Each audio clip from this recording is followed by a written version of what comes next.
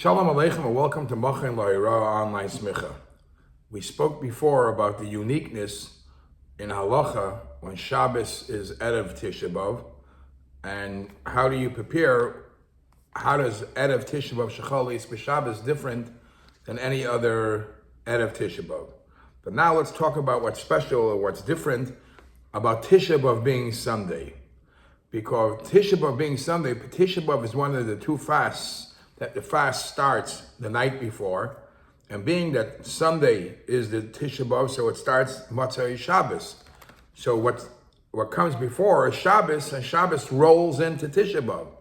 So if Shabbos rolls into Tisha B'Av, where do you make the split? And how do you make the split from Shabbos to Tisha B'Av?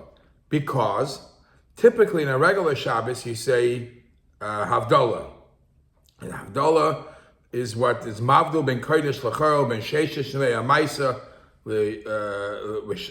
ben Shabbos the Sheishes Yemei HaMaisa. So you verbally say it in Shmoneh Esrei, and then the Chachamim or Masakin, you should say it again Al HaKois. So how do we do it today, this year, when you can't really drink anything on Tisha B'Av? So what are the options? So I'm specifically using the words "what are the options" because there are other cases where you're celebrating the mashal a bris on Tisha B'Av. So you make a bracha l'kois, and so a tinaik drinks it, or those who are machmir that during the 3 weeks you don't drink wine even for Havdalah. You make a bracha ala kois on Havdalah, and the tinaik drinks it. What other options do we have? So in Shulchan Aruch and Siman Tov Kuf Nun Vav, the Mechaber says like this: Leil Tisha B'Av Shechol Ba'echad B'Shabbos, Tisha B'Av that falls out to be on Sunday. So when it comes Motzei Shabbos, remember you have a problem that you can't make Havdalah ala kois. You as an adult cannot drink it, and in Havdalah usually it's a 3-part Havdalah. There's the kois, there is the besamim, and there is the neir. What do we do in this situation? So the Mechaber says, Kisharaya neir, when you see the candle Motzei Shabbos, Aimer Bairei Ma'irei Eish. You make the bracha of Bairei Ma'irei Eish. Bava'ene mevarech al besamim. On Motzei Shabbos, do not make a bracha on the besamim. And the whole text of the Havdalah, you'll make Beleil Motzei Tisha B'Av, tomorrow night, Sunday night, when you're allowed to drink already, even though for other reasons you're not allowed to drink wine and meat till mid Asiri B'Av. But Motzei Tisha B'Av, then you mevarech ala kois, then you make Havdalah, the whole text of Havdalah with the curse, and then you don't do Ner and Samim. So let me just explain how it works. As mentioned before, Havdalah has, on a regular Shabbos, you do twice. You do Havdalah in Shmoneh Esrei. You do it by adding Atochain Antonu. Then the Chachamim added, and besides for that, you should also say it Al HaKois. So we come home and we do again Havdalah Al HaKois. The Mishnah Berurah adds right away that on Motzei Tisha B'Av, we only have an issue with the Al HaKois one. But the one in Shmoneh Esrei, sure, go ahead. You have to make sure to say Atochain Antonu in Shmoneh Esrei. And really, Shabbos is over already when you say Atochain Antonu, meaning you've proclaimed that there's a separation, and now we're starting weekday. But you just didn't do it Al HaKois, and we'll wait for that till Sunday night. Why is it important to note that? Because for the men davening Ma'ariv and saying Atochain Antonu, you at least got some Havdalah done. For the women who are not davening Ma'ariv, the women who are not necessarily davening Ma'ariv, and they're definitely not in shul to hear the Ma'ariv or hear anything about Atochain Antonu, what should they do? For them, it's still Shabbos. For them, when is the Shabbos cutoff time? So it's very, very important that the women should make sure to say Baruch HaMavdil ben Kodesh L'Chorel before they start doing heavy work. Work that's allowed on Tisha B'Av, because for them, Shabbos still has not finished until they make Havdalah, at least this part of Havdalah. So that's number one. The man says, Baruch Hamavdil ben Kodesh L'chol. The man says Ato Chayin Antonu. The woman says Baruch Hamavdil ben Kodesh L'chol. But what's with Ner Amsamim?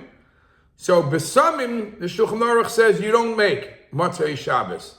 Typically we make Besamim Motzei Shabbos because this Neshama Yisera is leaving, and the person is upset that the Neshama Yisera leaves, so to calm him down, he smells something pleasant. But because to smell something pleasant on Tisha B'Av is not the right thing, you don't want to have any hana, so we take out Besamim in this Motzei Shabbos. It's interesting because on Yom Kippur and B'chlal fast day, you're allowed to have Besamim. Actually, it says fast days where you're missing a Meya brachas, you make brachas on Besamim, but somehow you don't do Besamim Motzei Shabbos Tisha B'Av. You should not have hana. What happens to Ner? What's the big deal? It's not a package deal. So when you see a candle, you light a candle, and you make a Motzei Shabbos, you make a bracha, and specifically do it in Motzei Shabbos. Because once Motzei Shabbos passes, you can't do any more Bayre Meiraish. Bayre Meiraish is specifically done on Motzei Shabbos, the time was when fire was created. So here comes a whole other issue.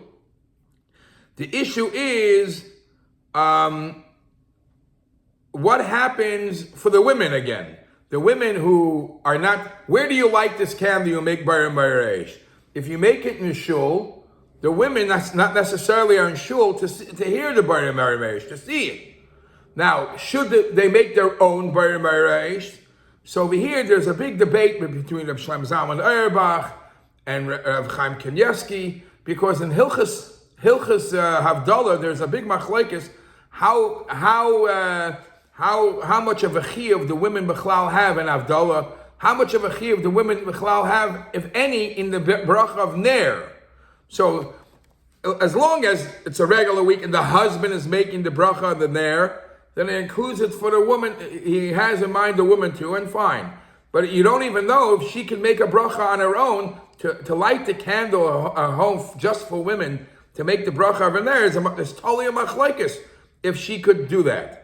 So some suggest that the husband should not do the bracha on the Ner in the shul and rely on the women to do it by themselves at home. The husband should make the bracha on the Ner at home because he's definitely a bar chiyuv, and then the women will be yotzeh with that because it's a suffix in their chiyuv. So that's the Ner and that's the Psamim. What happens Motzei Tisha B'Av, Sunday night? Then you do the rest without doing again Ner and Psamim. Ner because you did it already, and Psamim because the time has passed. So you don't have to do it. Now, so the Mishnah Berurah says, what happens if a person made a mistake and he didn't make Ato Chayin Antonu in Shemona Esrei? He doesn't have to repeat again Shemona Esrei because ultimately he's going to say Havdalah al Kois on Sunday night. When he makes Havdalah on the Kois, he doesn't Sunday night. He doesn't have to do Ato Chayin Antonu again because that already he did on Motzei Shabbos. Good. There is a machlokes haposkim. There is a discussion in poskim. What happens to all these people which halacha allows them to eat on Tisha B'Av? Either somebody who's very sick, or a nursing, or a mother that gave birth, or whatever. Or now, for them, because they are allowed to eat under certain circumstances, when do they make Havdalah? Should they make Havdalah before eating? Should they make a full-blown Havdalah before eating? Because just to make the Baruch Hamavdil b'Kodesh L'chol is not the full package. Should they make it a la kois? Because they're eating anyways. So there's a discussion about that, and there is also a discussion about if a cotton is eating. Of course, he's not eating. He's not fasting the whole Tisha B'Av. Do we have to make Havdalah for him? Because there's some times that we don't want him to get used to eating on extra, drinking an extra, and therefore there's a discussion in halacha what happens by those cases.